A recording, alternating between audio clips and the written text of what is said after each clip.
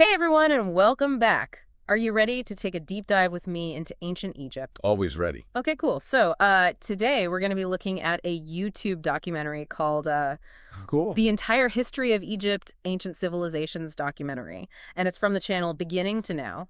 All right. And they really do try to cover everything from pre-dynastic settlements to the fall of the last Egyptian dynasty. So, buckle up. It's going to be a wild ride. That's a pretty ambitious undertaking to cover that much history in a single documentary. I'm curious to see how they handle it. Me too.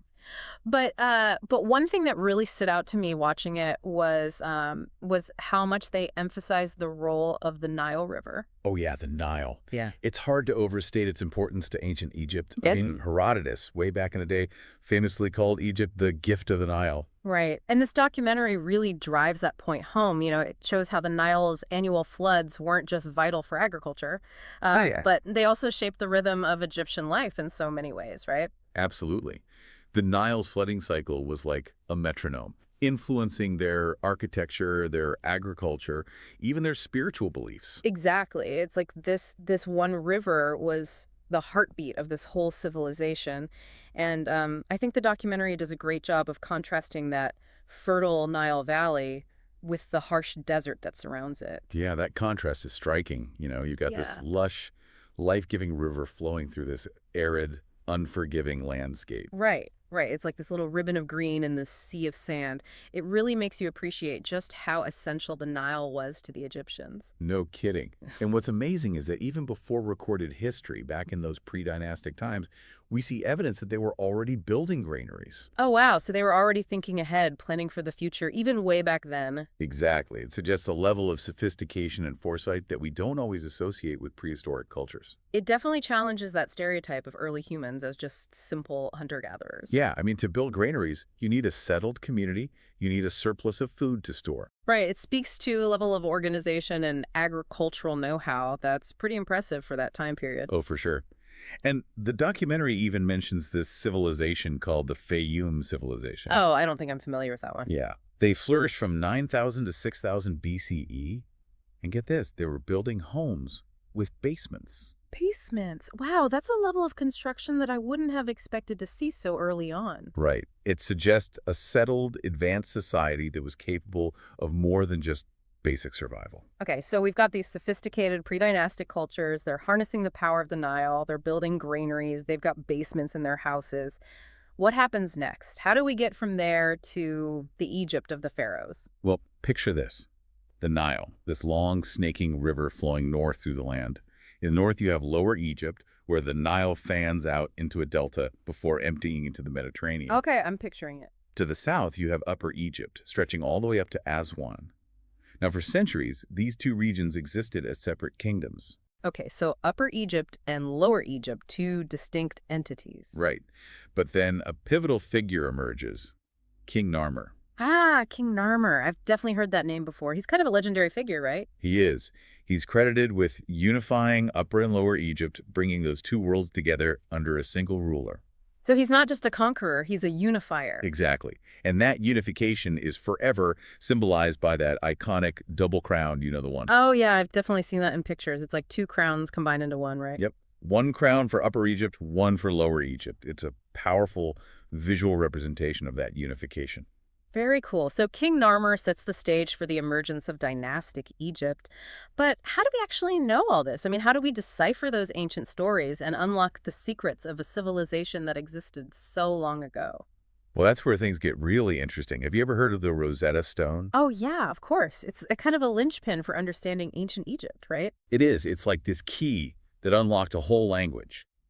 Imagine a language that's been lost for centuries, its secrets hidden from us. Okay, I'm intrigued. Then, in 1799, a French soldier stumbles upon this stone near the town of Rosetta in Egypt. So it's not actually from the Rosetta Stone period or anything like that? No, not at all. It's named after where it was found. But here's the thing. This stone is inscribed with the same text in 3 different scripts. Okay, 3 different scripts. So it's like some kind of ancient decoder ring. It is. You've got Greek, which scholars already understood. Okay. You've got Demotic script, which was a later form of Egyptian writing. And then you have hieroglyphics. Hieroglyphics, Huh. the picture writing that we all associate with ancient Egypt. So basically, this one stone held the key to understanding those ancient symbols. Exactly. The Rosetta Stone was a game changer. It allowed scholars to finally crack the code of hieroglyphics, opening up a whole new window into ancient Egyptian thought and culture. So before the Rosetta Stone, we were kind of in the dark about what those hieroglyphics actually meant. Pretty much. I mean, scholars had been trying to decipher them for ages, but they were missing that crucial link, that Rosetta Stone connection. Wow. It's amazing to think how one accidental discovery can have such a massive impact on our understanding of history. It really is.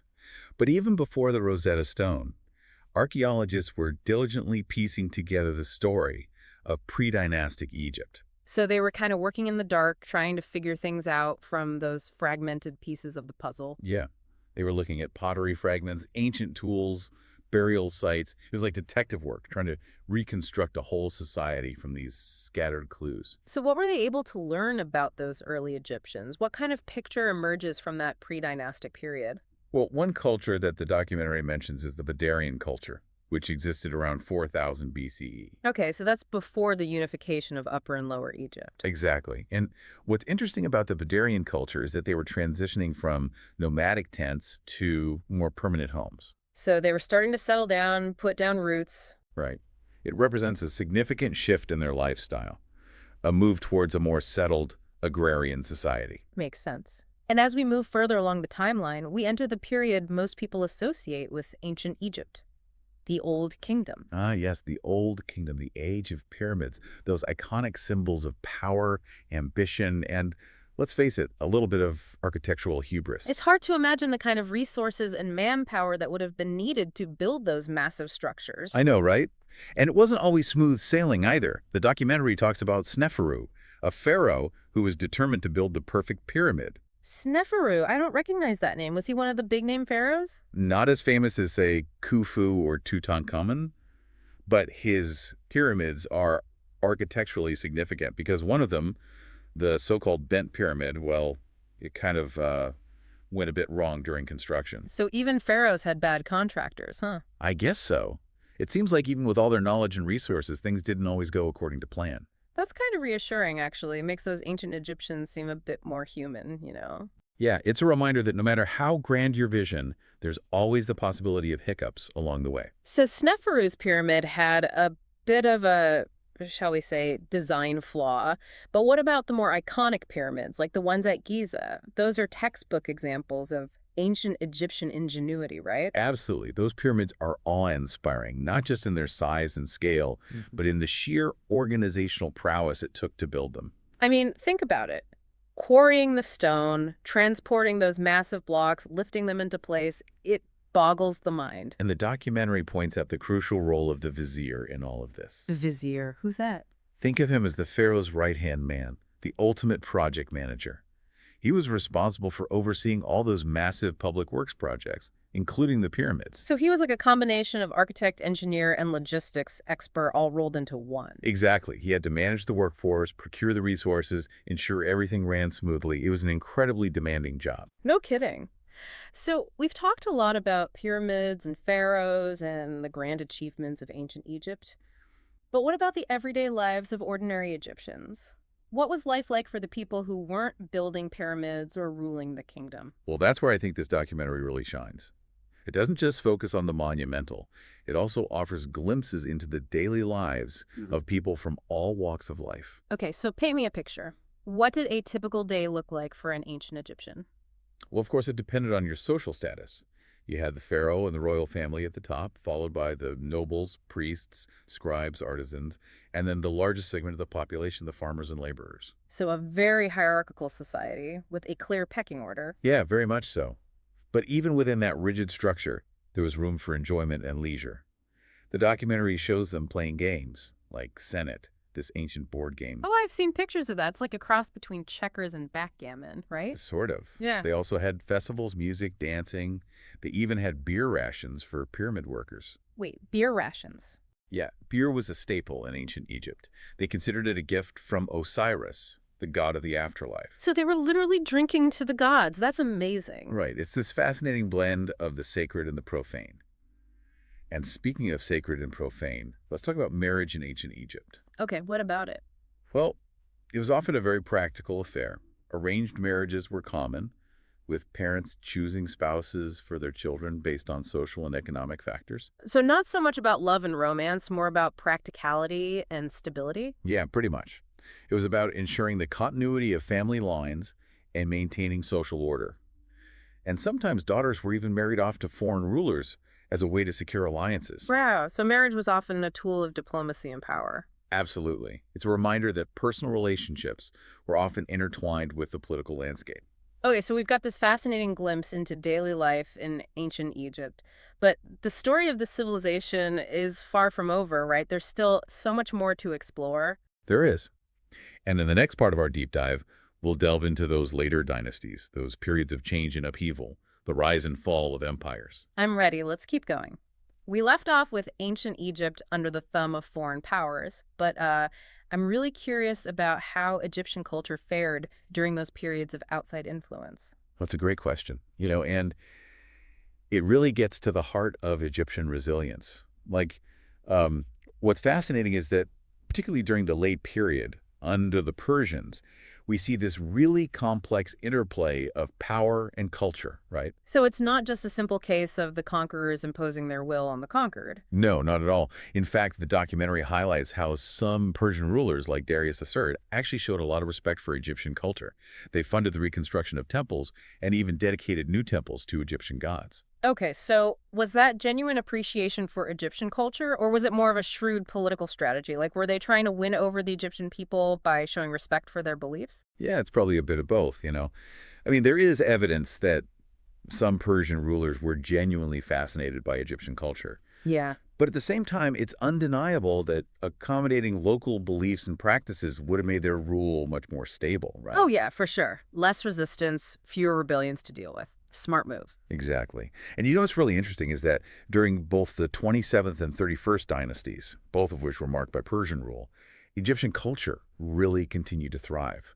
So even under foreign rule, the heart of Egyptian culture kept beating. It did. Temples were built, art and literature flourished, traditional religious practices continued. It's really a testament to the deep roots of Egyptian civilization, and the people's enduring connection to their heritage. That's incredible. But I gotta imagine that didn't mean Egyptians just passively accepted foreign rule. There had to be some pushback, right? Oh, absolutely. Yeah. The documentary mentions several rebellions, particularly during the reign of Xerxes I. That desire for independence, for self-rule, it never really went away. So even when they were under the control of a powerful empire like Persia, the Egyptians never lost that spark of resistance. Nope. And those rebellions, even though they weren't ultimately successful in permanently kicking out the Persians, they really demonstrate that unyielding spirit of the Egyptian people. And that desire for independence actually leads to a brief but really remarkable period, the 30th dynasty. It's like this last gasp of an independent Egypt before the arrival of Alexander the Great. Okay, so tell me about the 30th dynasty. Who are the key players? What made them so special? Well, you've got figures like Nectanebo I and Nectanebo II. Okay. They embody that spirit of resistance. I mean, they weren't just trying to hold on to power. Yeah. They were actively building temples, leading armies, trying to restore Egypt to its former glory. Trying to recapture the golden age, eh? Exactly. But sadly, their revival was short-lived. Yeah, history doesn't always give us those storybook endings, does it? No, it doesn't. And unfortunately, the rise of Alexander the Great and his conquest of Persia in the 4th century BCE really changed everything for Egypt. Alexander the Great. Talk about a game changer. So, when the Persian Empire falls, what happens to Egypt? Well, it basically becomes part of Alexander's vast new empire. So it's another turning point, right? The end of dynastic Egypt as it had existed for centuries. And how did the Egyptians react to this new ruler, this Macedonian hunkerer who was so different from their own pharaohs? Well, interestingly enough, Alexander, even though he didn't spend much time in Egypt, he seemed to recognize the importance of respecting local customs and beliefs. He made offerings to Egyptian gods. He even visited the oracle at Siwa Oasis. Okay, so he was trying to connect with the Egyptian people, show them that he wasn't just some foreign invader. Yeah, it seems like he understood that to rule effectively in Egypt, he needed to at least acknowledge and even embrace some of his traditions. And after Alexander died in 323 BCE, Egypt ends up under the control of one of his generals, Ptolemy Isoter. And that's the beginning of the Ptolemaic dynasty, which lasted for almost 300 years. Wow, 300 years. So that's a pretty significant chunk of Egyptian history. And this marks the start of what's often called the Greco-Roman period, right? Exactly. You start to see this blending of Greek and Roman influences with traditional Egyptian culture. So did this blending lead to conflict, or was it more of a harmonious fusion? Honestly, it was a bit of both. It was this complex and dynamic period, with a mix of cooperation and tension. Yeah. But, the Ptolemies, even though they were Greek rulers, they adopted a lot of aspects of Egyptian culture. They took on pharaonic titles and imagery. They supported traditional religious practices, and they even funded the construction of these magnificent new temples. Like which ones? Well, one of the most famous examples is the Temple of Horus at Edfu. Absolutely stunning. It sounds like they were really trying to integrate themselves into the existing power structure and the religious landscape of Egypt. Kind of like the Persians before them, right? Very much so. And this fusion of Greek and Egyptian elements is perhaps best exemplified in the city of Alexandria. Ah, Alexandria. Founded by Alexander himself, right? Yep. It became this renowned center of learning and culture, famous for the Library of Alexandria, one of the largest and most comprehensive libraries in the ancient world. Wow, so it was like this bustling cosmopolitan city, a meeting point for different cultures and ideas. Precisely. And, this mixing of cultures even led to new forms of artistic expression. You see this fusion reflected in the art and architecture of the Ptolemaic period. Like, for example, sculptures from this era often depict Egyptian deities, but with Greek stylistic influences. So you get this really unique hybrid aesthetic. That's amazing. It's like they were taking the best of both worlds and creating something entirely new. Right. And, it's worth noting that even though they weren't native Egyptians, the Ptolemies played a key role in preserving and promoting Egyptian culture. Hmm. They understood that to really rule Egypt effectively, they had to embrace its rich heritage and traditions, They right? were smart enough to realize that they were standing on the shoulders of giants. Exactly. But of course, the Ptolemaic dynasty couldn't last forever. So what happened? What led to its downfall? Well, you have a bunch of factors that come into play. Internal power struggles, financial problems, increasing Roman influence in Egyptian affairs. All of these things weaken the Ptolemaic grip on power. And then, in 30 BCE, after the defeat of Cleopatra VII and Mark Antony by Octavian, the future Roman Emperor Augustus, Egypt officially became part of the Roman Empire. So that's the end of the Ptolemaic dynasty and the beginning of Roman rule in Egypt. It is. And with that, Egypt enters a whole new phase, becoming this vital province within the vast Roman Empire. Another major turning point in Egyptian history. For sure. But you know what's fascinating? Even under Roman rule, the spirit of ancient Egypt endures. Yeah. It continues to leave its mark on the cultural landscape of the ancient world. So even though it was absorbed into this massive empire, Egypt never truly lost its unique identity. Nope. Its influence can still be felt today, thousands of years later. It's pretty amazing. It really is. And it's a reminder that history is rarely a simple story of conquerors and the conquered. Right. It's about adaptation, resilience, and the enduring power of culture. Well said. And Mhm. speaking of enduring power, we've got a whole other part of this deep dive to go. Oh, I can't wait to see what else we uncover. Wow, what a journey. I mean, we've gone from the first pharaohs to the Roman Empire. It's incredible. It is, isn't it? But before we completely wrap up our deep dive into ancient Egypt, Yeah. I'm really curious to hear some of those fascinating little details and lesser known facts that didn't make it into the documentary, you know? Yeah. It's like those bonus features on a DVD, right? You think Yeah. you've seen it all. And then boom, there's this whole other layer to explore. I love that analogy. And you're right. There are so many intriguing aspects of Egyptian culture that often get overlooked. Like, let's talk about beauty standards in ancient Egypt. Yeah. We all know those iconic images of Egyptians with the striking eye makeup, Yeah. the elaborate hairstyles. Yeah. But the documentary didn't really get into the specifics. Right. And I've always kind of assumed that makeup was primarily a female thing in ancient societies. Was that not the case in Egypt? No, not at all. Both men and women in ancient Egypt were very invested in their appearance. Oh, yeah. They used cosmetics extensively. And it wasn't just for aesthetics. They also believed that makeup had magical and protective properties. Oh, wow. So it was like a combination of vanity and superstition. Exactly. Like, I want to look good, but I also want to ward off evil spirits while I'm at it. Exactly. And they used all sorts of things, like kohl eyeliner to create that dramatic eye look, scented oils, perfumes. It was a society that really placed a lot of emphasis on personal grooming and adornment. And speaking of personal care, did you know that the ancient Egyptians were actually pioneers in the field of dentistry? Whoa, hold on. Dentistry. Really? I always Oh, associate that with like, modern technology and advancements. it's true. Archaeologists have actually found evidence that ancient Egyptian dentists were surprisingly skilled. Huh. Like they used gold fillings to repair cavities, Oh. and they even created prosthetic teeth out of ivory and bone. Okay, so they were fashionable, they had good dental hygiene. What other surprising facts do you have up your sleeve? Well, we can't forget about their love for animals. I Oh. mean, ancient Egyptians were famous for their close relationships with animals, Hmm. and not just cats, although they definitely held a very special status. I mean, who doesn't love cats? I can just picture them lounging around those lavish palaces, keeping the pharaohs company.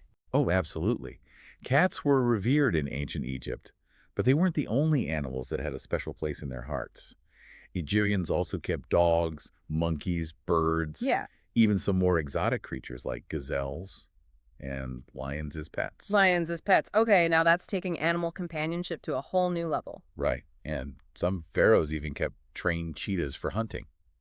Wow, so they really did have a thing for animals. But hey, let's shift gears for a second Okay. and talk about the Nile again. I mean, we've discussed its benefits, Yeah. but the documentary didn't really touch on any of the challenges that it presented. That's a good point. Think about it. Yeah. You're an ancient Egyptian farmer. You're carefully tending your crops along the banks of the Nile, Okay. and suddenly this massive, aggressive creature emerges from the water, Mm. wreaking havoc on your fields. Okay, are we talking crocodiles here? I mean, those are pretty intimidating predators. Close, but even bigger and potentially more destructive. Huh. The hippopotamus. Wait, hippos. Those seemingly docile, rotund creatures? What kind of trouble could they possibly cause? Oh, don't let their appearance fool you. Yeah. Hippos, despite their, seemingly placid nature, were considered a major nuisance in ancient Egypt. Ah. They damaged crops, capsized boats, and they were even known to attack people. Wow, so they were like the ancient Egyptian equivalent of like giant angry rodents? Kinda, yeah. They were a real threat. The ancient Egyptians even developed special harpoons and traps to try and control the hippopotamus population. That's wild. It's a good reminder that even with all their ingenuity and their advancements, the ancient Egyptians were still at the mercy of nature. Oh, absolutely. Mm. And, that brings us to another aspect of ancient Egyptian culture that I find endlessly fascinating. Their beliefs about the afterlife. The documentary touched upon their burial practices and the Book of the Dead, Yeah. but there's one particular ritual that I think deserves a little more attention. The weighing of the heart ceremony. Oh, yes. The weighing of the heart. It's like a cosmic trial, right? It is. The ancient Egyptians believed that when you died, your heart would be weighed against the feather of Ma'at, the goddess of truth, justice, cosmic order. Okay. And if your heart was lighter than the feather, Yeah. you were good to go. Eternal bliss awaited.